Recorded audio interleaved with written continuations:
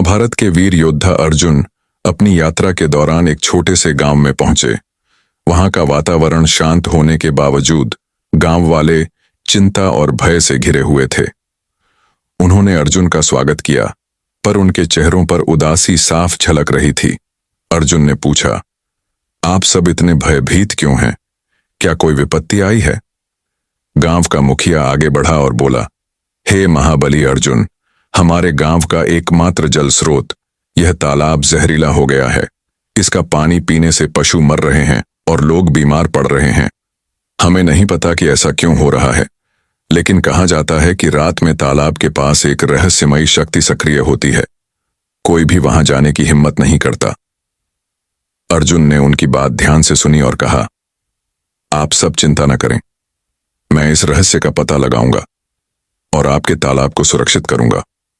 अर्जुन ने रात में तालाब के पास पहरा देने का निश्चय किया। आधी रात का समय था, चारों ओर घना अंधकार छाया हुआ था।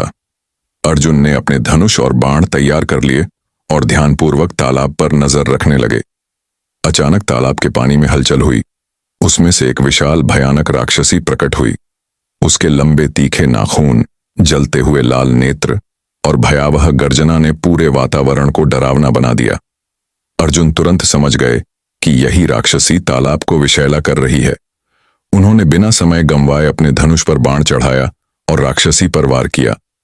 राक्षसी ने जोर से गर्जना की और अपनी जादुई शक्तियों से अर्जुन पर हमला किया।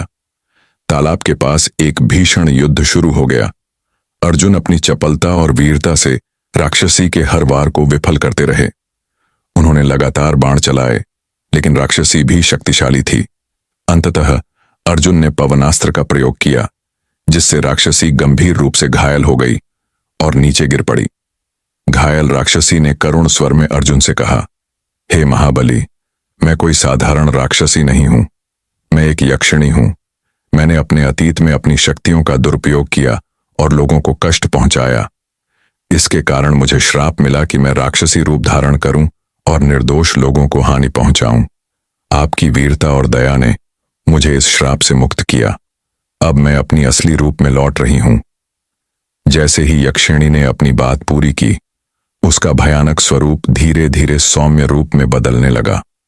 वह एक दिव्य स्त्री के रूप में प्रकट हुई और अर्जुन को प्रणाम कर स्वर्गलोक चली गई। अगले दिन गांव वालों ने देखा कि तालाब का पानी फिर से स्वच्छ और निर्मल हो गया है। उन्होंने अर्जुन को धन्यवाद दिया और उनका भव्य स्वागत किया। गांव वालों ने कहा, आपने हमारे गांव को बचाकर हम पर महान उपकार किया है। अर्जुन ने मुस्कुराते हुए कहा, आप सभी एकता और साहस से अपनी समस्याओं का समाधान कर सकते हैं। हमेशा अपने कर्तव्यों का पालन करें। इसके बाद अर्जुन ने गांव से विदा ली और अपनी यात्रा पर आगे बढ़ गए। गांव के लोग अर्जुन की इस वीरता और परोपकार की कथा को पीढ़ी दर पीढ़ी सुनाते रहे।